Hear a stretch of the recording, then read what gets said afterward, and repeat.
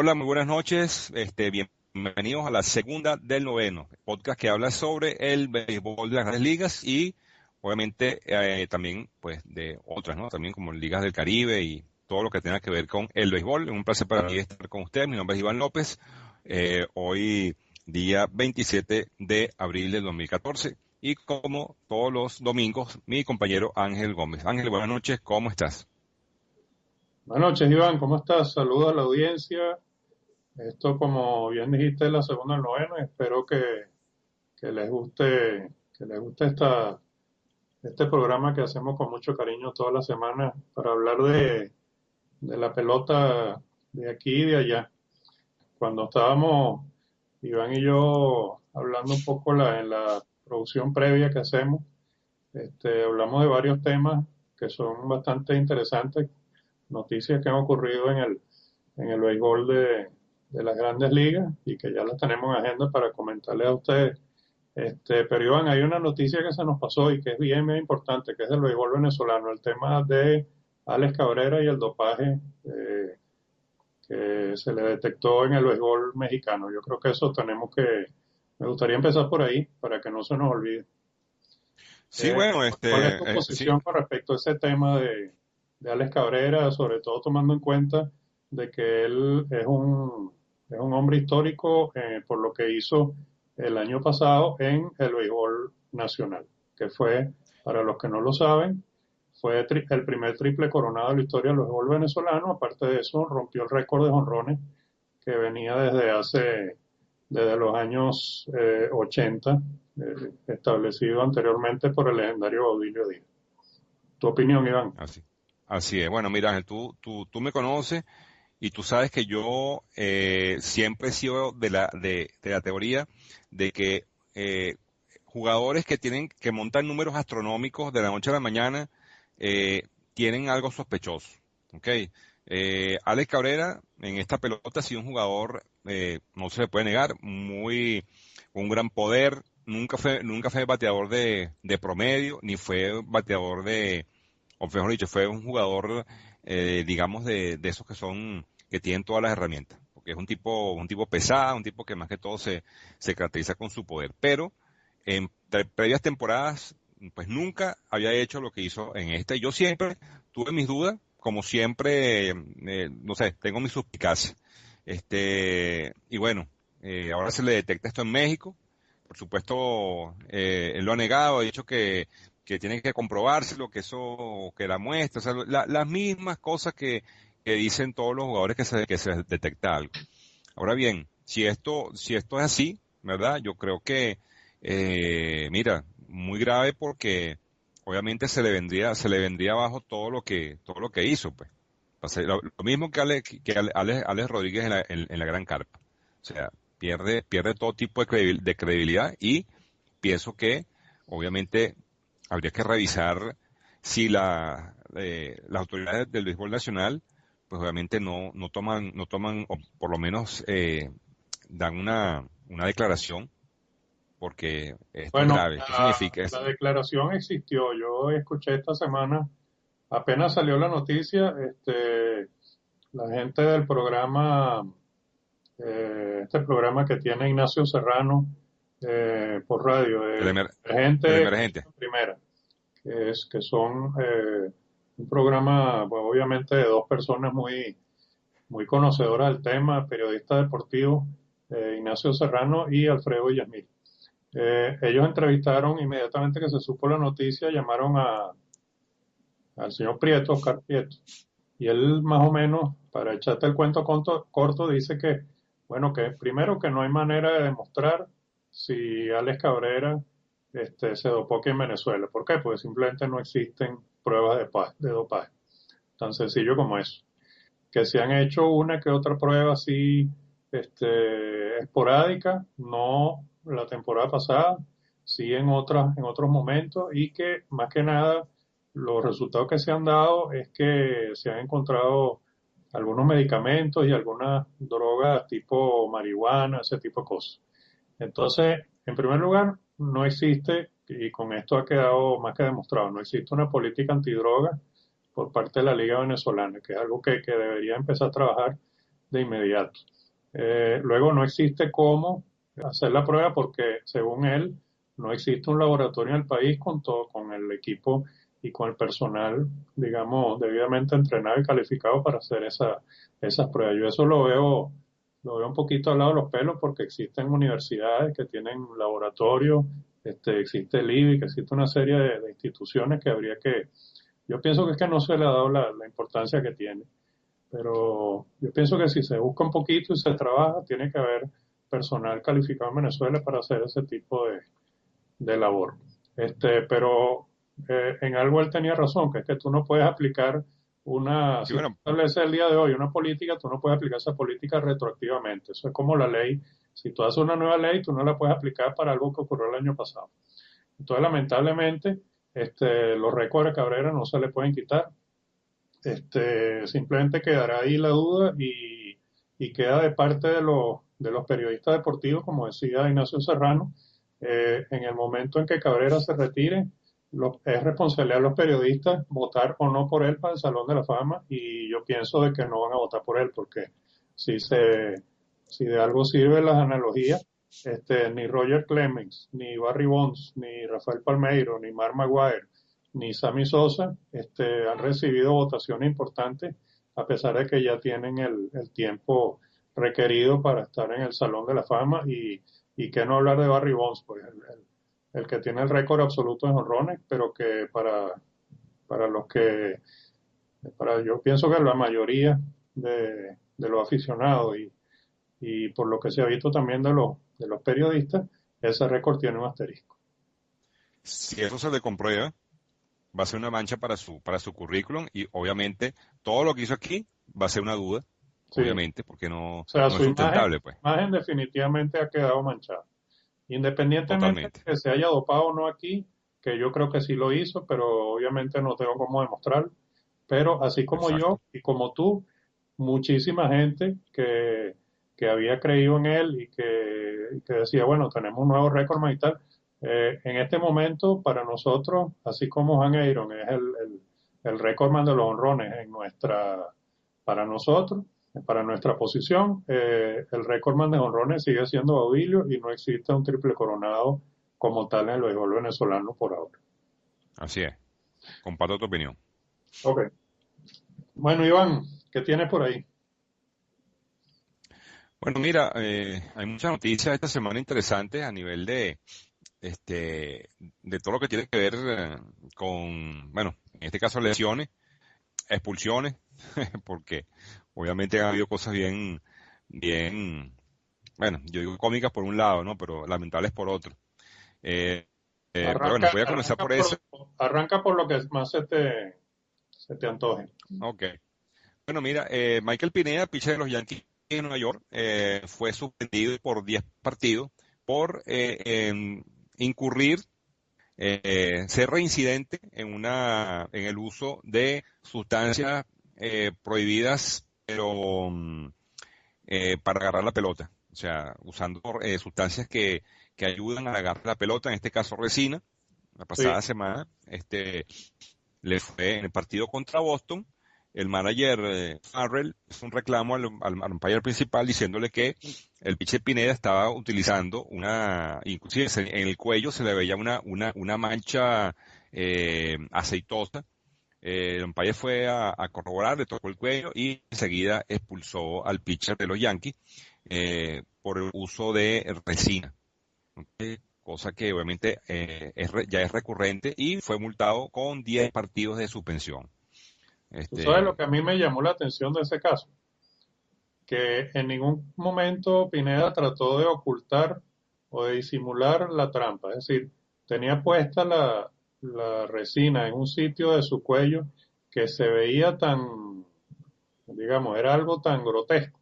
evidente, muy evidente. Era demasiado evidente. Entonces, bueno, hay gente que se lo pone, tú sabes, dentro de la franela, En el guante, dentro del guante, tú sabes, en algún sitio donde más o menos puede, si va a hacer la trampa, pues entonces que no lo puedan detectar. Pero esto, el umpire de segunda y por supuesto las cámaras de televisión lo detectaron de inmediato. O sea, fue algo así como que él salió al primer inning, no las tenía todas consigo, salió en el segundo inning y ya cuando va a pichar el segundo inning es que tiene esta sustancia en el cuello. Y yo no vi el juego, pero los que lo vieron dicen que bueno, que en ese inning la bola estaba rompiendo pues muchísimo, ¿no? El slider estaba impresionante, entonces obviamente le estaba aplicando algo más a la pelota. Pero bueno, yo pienso que es una infantilada, Una infantilada, exactamente. si es que esa palabra existe, Ahora, este, te de, digo algo, Ángel, que realmente ojalá aprenda su lección y más nunca. Él cuando lo entrevistaron, yo oí una entrevista con él en la radio que decía que bueno, que es verdad que él reconoce que lo hizo y que más nunca lo va a hacer, que cometió ese error y que más nunca lo va a hacer. sí, yo también, por otro lado, también responsabilizo a, a Joe Girardi porque él tiene que haber estado al tanto de esto y tiene que haberse dado cuenta y O por, obviamente o por lo menos el coach de picheo. con el código de picheo, a ver, mira, vale, aquí está pasando esto, mira, o sea, no hacerte la vista gorda porque, oye, quedas muy mal parado tú como manager, ¿no? O sea, tú eres el primero que tienes que dar el ejemplo y, oye, estás quedando muy mal parado y son los Yankees de Nueva York, o sea, realmente se ve muy feo, pues, que haya sucedido esto, muy lamentable. Pero bueno, Adelante. entonces, siguiendo con noticias, hablando de infortunios esta semana, tenemos que Bryce Harper fue colocado este domingo en la lista de lesionados de 15 días por una lesión en el pulgar. ¿Ok? El pulgar de Harper se atoró cuando se tiró de frente para llegar a la tercera base el viernes en la noche y no fue colocado en el line-up el día sábado para el juego contra los Padres de San Diego. Okay. El jardinero Steven Souza Jr. fue llamado de la sucursal AAA del Syracuse para ocupar el lugar de Harper en el roster, ¿okay? Los rayos X que se tomaron al pulgar de Harper fueron negativos. El dirigente dijo que, que un especialista en lesiones había revisado la mano del pulgar de Harper el día sábado. Ellos manifiestan que las primeras pruebas que se hicieron han sido buenas, pero bueno, hay hinchazón y obviamente lo que se quiere es que se recupere totalmente de esta lesión. En un mal momento llega esta lesión para los Nationals que ya tienen a Wilson Ramos y a dos peloteros muy importantes de su line-up titular, a Wilson Ramos, el catcher, y a Ryan Zimmerman, el tercera base en la lista de incapacitados. Y ahorita Ujú, se le suma Harper, la verdad que dolor de cabeza para el manager de los Nationals. exactamente. Pero bueno, menos mal que falta mucha tela por cortar y es una lesión realmente que al no haber fractura, pues bueno, se puede recuperar con mayor rapidez. Muy bien. Otra noticia de jugador lesionado, Aníbal Sánchez, lanzador de los Tigres de Detroit, fue puesto en la lista de lesionados de 15 días debido a un problema en una ampolla. ¿Ok? Debido a esto, los Tigres llamaron al lanzador derecho Justin Miller de la sucursal AAA del Toledo el día domingo. Aníbal tuvo que dejar el juego el sauna en la tercera entrada, que obviamente fue un partido que perdieron 5-3 contra los Mellizos de Minnesota y una ampolla en su dedo medio lo obligó a salir del partido. Este año Aníbal no las ha tenido todas consigo, perdón, que ha tenido una marca de 0 ganados, 2 perdidos, con una efectividad de 3.13 en sus primeras aperturas de esta temporada. No sé cómo tú lo viste, pero bueno, es una lamentable, aunque bueno, pierde su puesto en la rotación, por lo menos Bueno, por. es una lesión leve, pues una ampolla no es algo. No es como un ligamento, como un músculo, pues es algo que con un poquito de reposo y con el tratamiento, pues él se recupera, ¿no? Sí, Entonces, sí, debería perder si acaso un puesto en la rotación.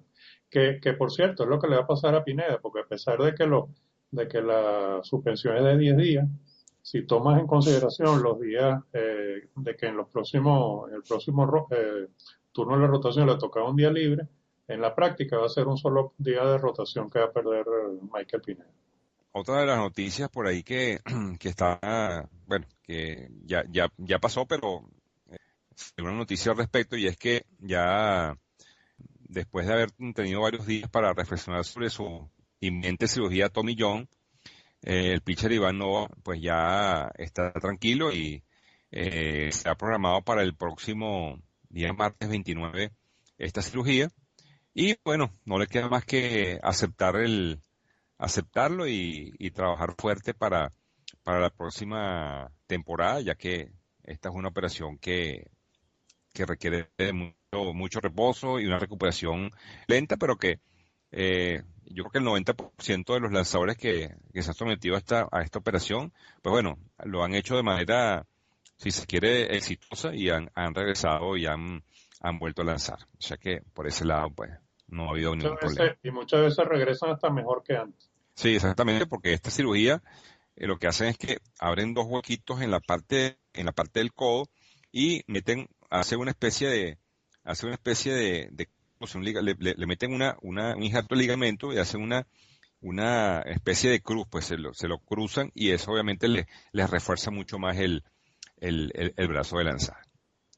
Así que bueno, Por cierto, Ángel, en estos días leí una entrevista que le hicieron a Tommy John, que fue obviamente el primero que le hicieron esta operación y cuyo nombre lleva el procedimiento. Ya le preguntaban que bueno, que qué pensaba él de que por qué se han multiplicado tanto las lesiones de este tipo y las operaciones de este tipo con respecto a de hace, no sé, 10, 15 años, 20 años. Y entonces él decía algo así como que, bueno, que estaba muy preocupado también por las lesiones que están ocurriendo con estos muchachos lanzadores y que él lo atribuía a el exceso de trabajo que tienen estos lanzadores, no tanto en la temporada o en el sprint training, sino fuera de la temporada. En el receso invernal, pues los pitchers pues están trabajando, se están preparando por su cuenta, en el gimnasio con trainer, personales, etcétera, etcétera, y muchas veces ese exceso de trabajo es lo que atribuye Tommy John a que es la razón de que están ocurriendo este tipo de cosas. Hoy estaba opinando sobre esto también Osvaldo Guillén y él decía que él se lo atribuye es al exceso de velocidad que le tratan de poner los muchachos cuando están en la preparatoria, cuando están en la universidad, que van a ser drafteados por los equipos de grandes ligas, que no se conforman, digamos, con lanzar 89 o 90 millas, sino que tratan de ir más allá, de pichar 94 o 95 millas, y que ese exceso de trabajo, ese exceso de esfuerzo, y levantar pesas y todo eso, es lo que está, en su opinión, en la opinión de Guillén, originando este tipo de lesiones, que realmente es como decíamos en el podcast anterior, antes no se veían tantas lesiones juntas. Por lo menos yo nunca había visto un mes de abril con tantas lesiones juntas en lanzadores. Y bueno, y cada vez se está poniendo peor. Uno de ellos es la estrella de los Media Blanca de Chicago, Chris Sale, que está en la lista de incapacitados y todavía no está bien claro cuál es la fecha de reincorporación. Él tiene el músculo flexor de su brazo de lanzar está lastimado y está puesto en la lista de incapacitados desde el martes de esta semana, retroactivo al 18 de abril. Entonces debería estar disponible para el fin de semana, para el próximo fin de semana, pero no está claro, el manager Ventura no está claro de que él todavía pueda contar con su estrella, con el número uno de la rotación. Y también está con un problema ya no es del brazo de lanzar, sino en este caso del músculo oblicuo, el cerrador de los Piratas de Pittsburgh, Jason Grilli. A mí me duele bastante porque lo tengo en uno de mis equipos de fantasy. Pero Jason Grilli tiene el músculo oblicuo izquierdo lastimado, desgarrado y va a estar en la lista de incapacitados desde el sábado pasado, o sea, desde el día de ayer. El club llamó al lanzador Jared Hughes para tomar su lugar en la nómina, pero el cerrador como tal va a ser el que era el setup, que es Mark Melanson. Grill estuvo en el equipo de estrellas en el 2013 y desde el día 6 de abril hasta el 14 tuvo 4 salvados consecutivos, pero también tuvo 3 blown save. Es decir, tuvo en una semana la misma cantidad de blown save que tuvo en toda la temporada pasada. Y otro lanzador que está en periodo de rehabilitación y que también está lesionado, Doug Fister, ya lanzó 4 innings sin permitir anotaciones, ¿ok? Esto en las ligas menores, en su periodo de rehabilitación con el equipo clase A fuerte del Potomac el día de ayer. Pues esta es una buena noticia para el equipo de Washington que obviamente por un Que lado pierde necesita ese lanzador. Si va a seguir perdiendo bateadores, los lanzadores tienen que hacer un exactamente. trabajo extra para poder ganar los juegos. Eso te iba a decir, Creo que sale está, Harper, dime.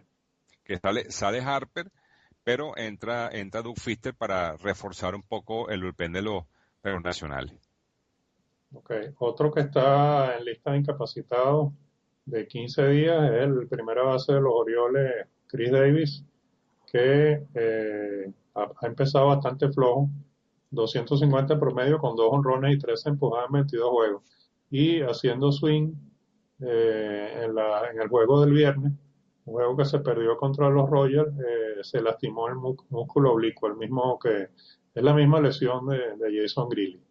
Su reemplazante al campo va a ser Nick Markakis, pero todos sabemos que primero Markakis no es un primera base.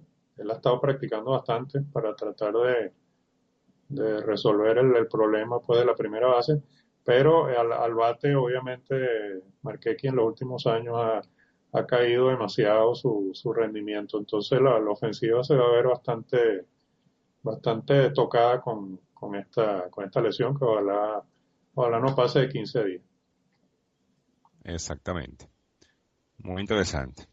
Este, bueno, Ángel, ya saliendo entonces un poco de la parte de las lesiones, pues hay otros temas importantes o interesantes, pues que se han ocurrido esta semana que quiero que nos hables un poquitico.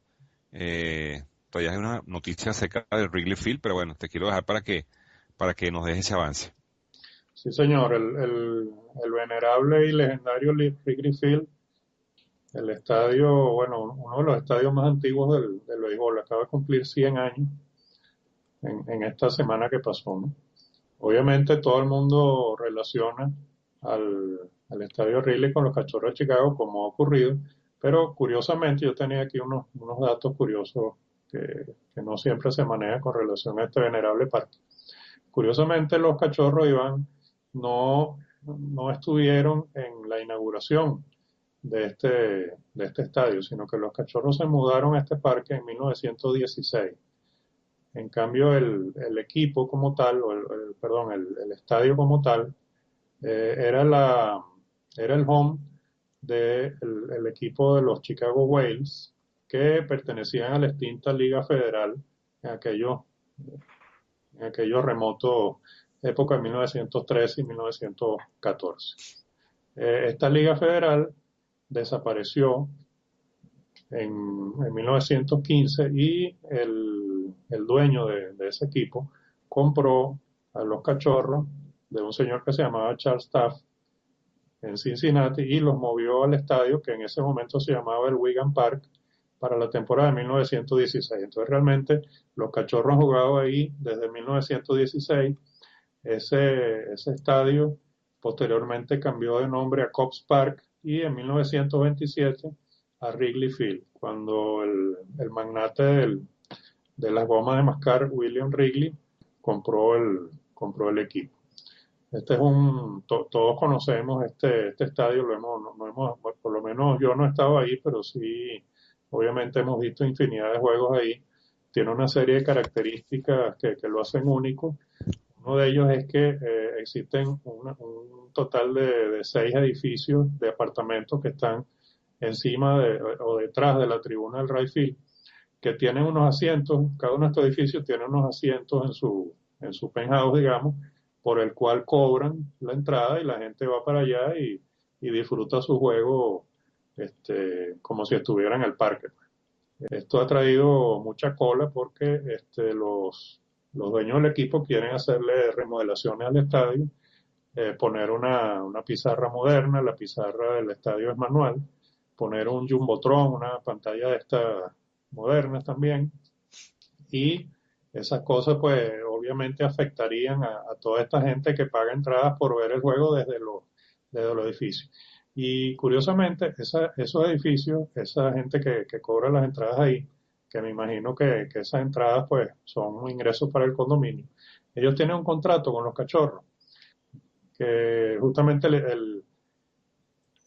no se va a ver afectada su visión del campo de juego durante 20 años. Es decir, desde hace 10 años, ya le quedan todavía 10 años a ese contrato de 20 para, eh, para que no se pueda hacer ese tipo de modificaciones. Obviamente que los cachorros yo pienso que no van a esperar 10 años para eso, van a llegar a algún tipo de acuerdo, porque obviamente el parque necesita sus modificaciones. Una de las cosas muy particulares de este campo es que fue uno de los últimos, o creo que fue inclusive el último, que instaló la luz artificial. Recién en el año 1988 fue que se pudo jugar béisbol de noche en el Wrigley Field. Esa era una de las tradiciones, pues. Otra de las tradiciones es que la pared de todos los outfielders es de ladrillo, tal cual como era cuando se construyó el estadio, y está cubierta, que si tú te acuerdas, está cubierta toda por una enredadera, ¿no? Entonces más de una vez ha pasado que un batazo, la bola se ha quedado ahí atascada en la enredadera, y es una de las curiosidades de este parque, que hay una regla de terreno pues ahí de que le dan dos bases al bateador cuando la bola se incrusta ahí. Otro dato curioso, con esta cuestión hablando de las luces, el, el señor Wrigley en 1941 ya desde ese momento tenía en mente tener los juegos de noche, de manera de que la gente que salía al trabajo le diera chance de ir a ver el juego. Inclusive llegó a comprar los materiales para ese trabajo. Eso fue en 1941. Pero ¿qué pasó en 1941? El 7 de diciembre del 41 ocurrió obviamente algo que todos recordamos, un evento histórico, que fue que los japoneses atacaron a Pearl Harbor y los Estados Unidos ingresaron en la Segunda Guerra Mundial. El siguiente día de que ocurrió este ataque, el señor Wrigley donó 165 toneladas de acero que había comprado para hacer las torres y 35.000 pies de alambre de cobre que eran también para instalar las luces, y eso se lo donó al gobierno, al ejército, para que ellos pudieran fabricar materiales pues, bélicos para entrar en la guerra, ¿no? Entonces, bueno, eso es otro dato curioso de lo que tiene que ver con Wrigley Field. Luego está, que todos lo recordamos, la gran sequía de campeonato de los cachorros. Las únicas dos series mundiales que han ganado los cachorros en toda su historia fueron en 1907 y en 1908. Si te acuerdas de la fecha en que se mudaron, estas dos campeonatos fueron antes que se mudaran al Wrigley Field. En otras palabras, los cachorros jamás han ganado una serie mundial desde que están en el Wrigley Field. Y de hecho, en ese estadio nunca se ha jugado un juego de serie mundial. El último fue en 1945. Entonces, del 45 para acá, no ha habido, si bien han habido juegos de postemporada, pero los cachorros no han llegado a la serie mundial. Y eso me lleva a otro hecho muy, muy curioso, pues que forma parte del anecdotario del béisbol, que es yo no sé si tú te acuerdas, la maldición de la cabra. La maldición de la cabra. Tú no has oído hablar de la maldición de la cabra. He escuchado la maldición de Babe Ruth, pero eso tiene que ver Ajá, con Boston. esas son las dos maldiciones más famosas del béisbol. La más famosa es la del bambino, pero la segunda más famosa es la maldición de la cabra. La maldición de la cabra hubo un señor que en el año 45 fue al Parque de los Cachorros y trató de entrar con una cabra. Y entonces, obviamente que no le dieron permiso. Y entonces se dice, pues el anecdotario dice, la leyenda dice que el hombre lanzó una maldición sobre los cachorros que más nunca iban a jugar Serie Mundial y no iban a ganar. Eso se llama la maldición de la cabra. Y de hecho, desde 1945 no han llegado a la Serie Mundial. La otra gran leyenda que tiene que ver con este estadio, hay muchísimas, ¿no? Hay muchísimas. Este es un estadio que es muy rico en tradición. No sé si tú has oído hablar del jonrón que señaló Baby Ruth. Sí, cómo no, claro que sí. Que eso está inclusive en una película que a mí me gusta mucho, que es Babe, la vida de Babe Ruth, que el actor que hace del Bambino es John Goodman, ¿no? John Goodman, sí, señor. John Goodman. Y ese momento de la Serie Mundial de Babe Ruth está mostrado en esa película. Bueno, resulta que Babe Ruth, eso fue en exactamente el tercer juego de la Serie Mundial de 1932. Y se supone de que es el momento más famoso en la historia del Wrigley Field. El Bambino había bateado un jonrón de 3 carreras en el primer inning y la leyenda dice de que cuando vino a batear en el quinto, él apuntó con sus dedos hacia donde supuestamente iba a batear el jonrón. Y en el siguiente lanzamiento lo bateó exactamente hacia allá. Sin embargo, existe un libro del autor Ed Sherman que se llama Babe Ruth's Cold Shot, The Myth and Mystery of Baseball's Greatest Home Run. El batazo llamado de Babe Ruth, el mito y el misterio del jonrón más famoso o más grande de la historia.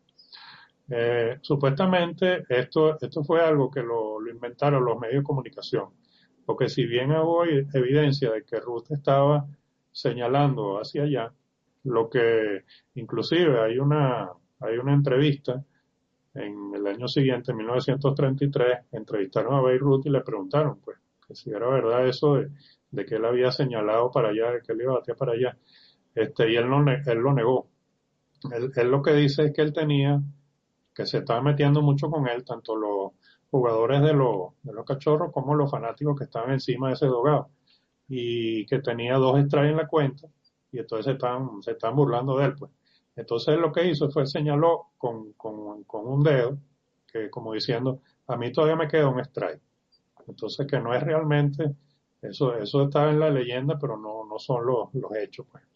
Realmente él dice de que realmente si él hubiera estado apuntando hacia los bleachers, el pitcher no lo hubiera pichado por la goma, sino que se lo hubiera tirado a la cabeza. Entonces, el mismo Babe Ruth se encargó de negar esta leyenda. Y bueno, y como esto, Iván, hay muchísimas anécdotas, muchísimas leyendas con respecto a este estadio que, bueno, eh, en esta temporada donde yo siento de que de alguna manera Major League Baseball con todo esto de las repeticiones y los challenges y toda esta cosa de alguna manera le está quitando el sabor al béisbol, es gratificante pues poder revisar un poquito de la historia y obviamente que el Wrigley Field junto con el Fenway Park son dos de los estadios con más sabor de béisbol y que bueno que todo todo aficionado debería por lo menos disfrutar de un juego en él. Yo no pierdo la esperanza de ir por lo menos un día a Wrigley Field, una vez a Fenway Park. Una vez lo intenté, la única vez que estuve en Chicago no pude porque los cachorros todavía no habían empezado, estaban en sprint train. Y la única vez que estuve en Boston traté de ir de hecho fui a Fenway Park y estaba totalmente, para variar, estaba totalmente vendido, entonces no pude entrar. Pero bueno, no pierdo la esperanza.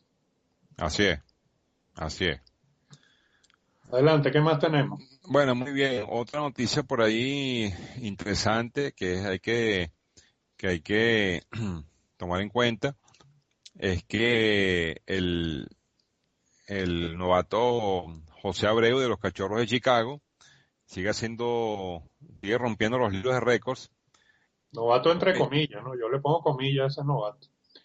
Igual que a Tanaka. Lo que son los japoneses y los cubanos tienen una gran ventaja con respecto a los latinos y a los americanos, que ellos llegan a las grandes ligas ya con 25 o 26 años y bueno, con toda la experiencia del mundo, pero bueno, según las reglas son novatos, Sí, exacto. Fíjate ¿verdad? que el día viernes, este muchacho estableció la marca de más honrones conectados, que son 9, por un novato en el primer mes.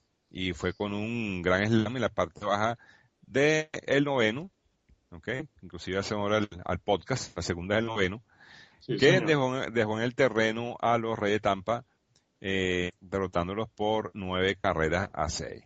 Así que bueno, esto era, lo quería mencionar porque, bueno, los números que está poniendo son bien interesantes. Inclusive cuando demos las estadísticas, pues lo vamos a ver por ahí en el tope de dos divisiones importantes de las estadísticas.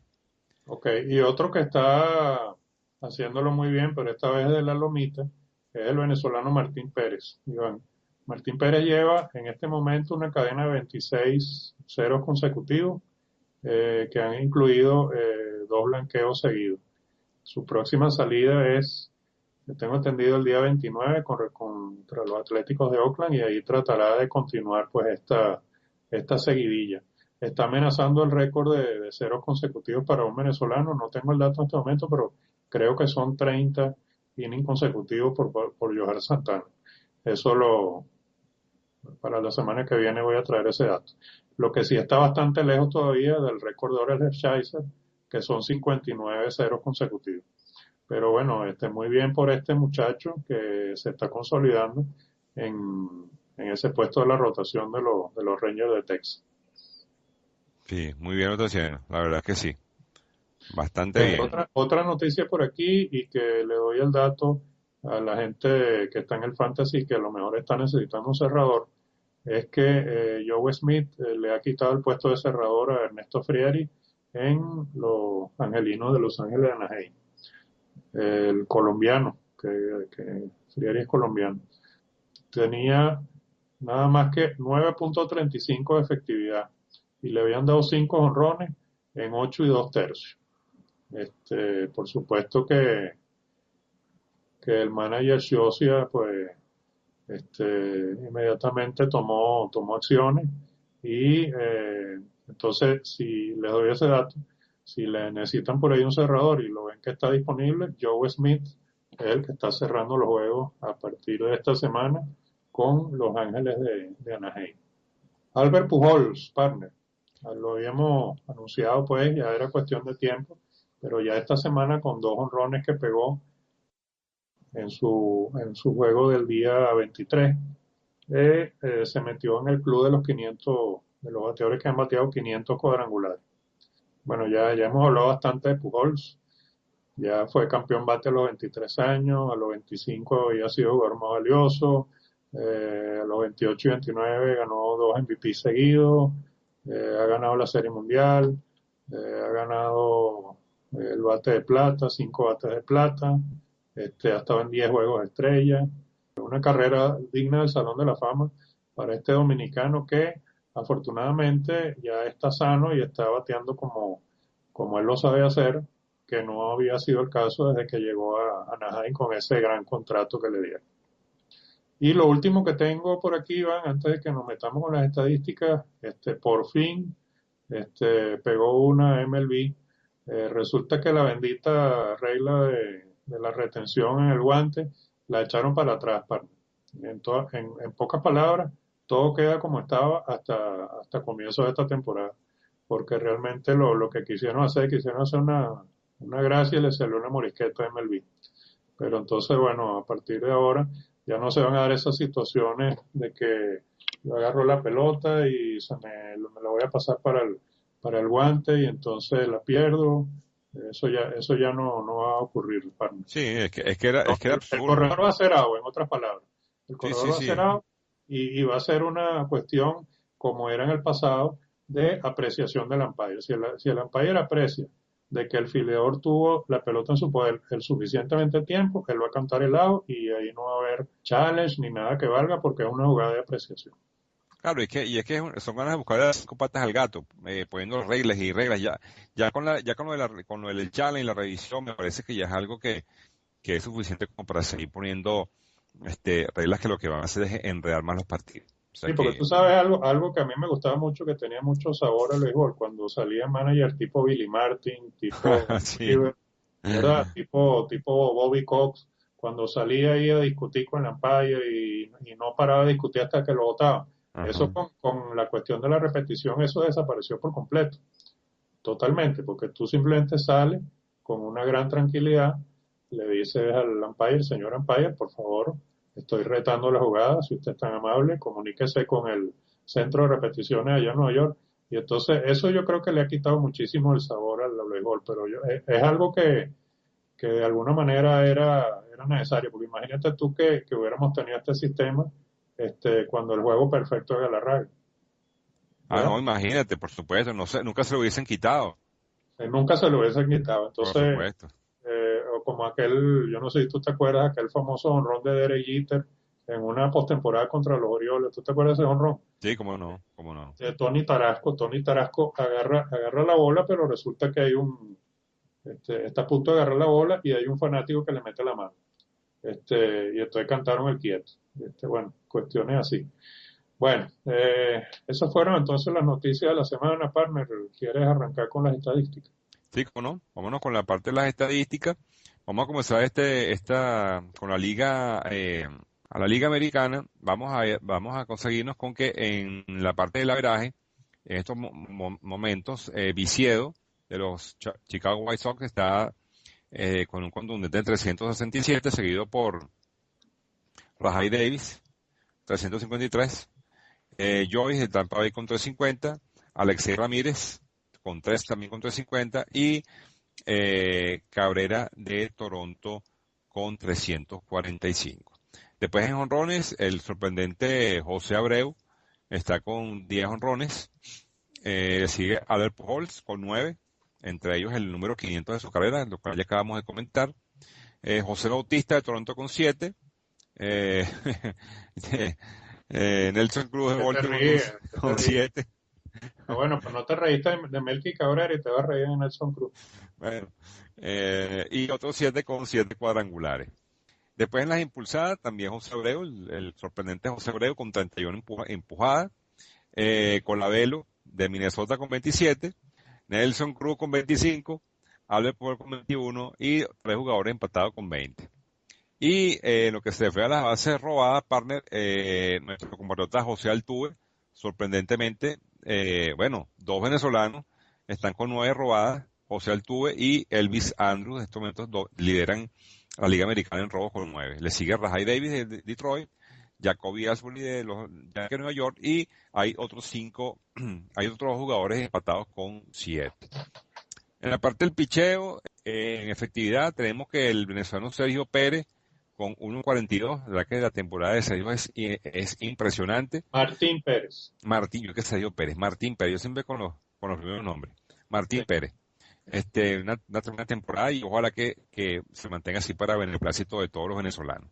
Después tenemos Vargas de Kansas City con 1.54, Yu Darvish de Texas con 1.61, Scott Kazmir de Oakland con 1.62 y Freeman de Houston con 1.69. En victorias, Mark Burley con 4, Martín Pérez de Texas con 4, Britton de Baltimore con 3, ¿por qué es? Chen Win Chen de Baltimore con Wei, 3, Wei, Wei Jin Chen. Wei, Wei Jin Chen, exactamente, gracias por la corrección, con 3 y otros 18 con 3. En ponches, el Rey Félix Hernández con 47, que por cierto perdió por ahí su último partido lo perdió. David Price también empata este departamento con 47. Mark Scherzer con 44. John Lester 43. Y Shields de Kansas City con 41. Y en salvado sigue John Axford de Cleveland con 8. Le sigue Derek Holland con 6. Hunter de Baltimore con 6. Perkins de Minnesota con 6 y Joaquín Soria de Texas con 6. En la Liga Nacional, el líder bate en este momento es el jugador Blackmon de Colorado con 402. Dato que le doy también a los que juegan Fantasy. Si logran conseguir a Charlie Blackmon, pues ahí debe estar disponible pues en una buena cantidad de ligas todavía. Chase Utley sigue con 360, Morneau de Colorado con 356, Dee Gordon con 353 de los Dodgers y el catcher Yadier Molina de San Luis con 344. En jonrones el líder es Adrián González, el Titán, con 8. Le sigue Brandon Bell, Mike Stanton, Mark Trumbo y Upton de Atlanta, todos con 7. Empujada, Mike Stanton, Mike, que ahora se llama Giancarlo Stanton, con 29. El Titán González tiene 23, Morneau tiene 19, Trumbo tiene 19 y hay 2 empatados con 18. En base robada, Dee Gordon tiene 13, John de los Mets tiene 12, Emilio Bonifacio 9, conjuntamente con Billy Hamilton y con Ben Revere de los Phillies. Estos últimos empatados con 9. En promedio de efectividad, Aaron Harán, el veterano, que fue firmado por los Bravos de Atlanta, 0.85. Johnny Cueto tiene 1.15, Adam Wainwright 1.20, Alfredo Simón de los Rojos 1.30, Giovanni Gallardo 1.42. En victorias, el caballo Adam Wainwright tiene 5, Zach Greinke, Jason Hammel, Kyle Lowes y otros 2 están empatados con 4. En los ponches, el fenómeno Steven Strawberry sigue en la cabeza con 53, Johnny Cueto le sigue con 50, José Fernández de los Marlins con 47, Adam Wainwright con 42 y 2 empatados con 40. En salvados, el Kid Rodríguez, partner, 11 salvados, líder absoluto en las 2 ligas. Wow, qué increíble.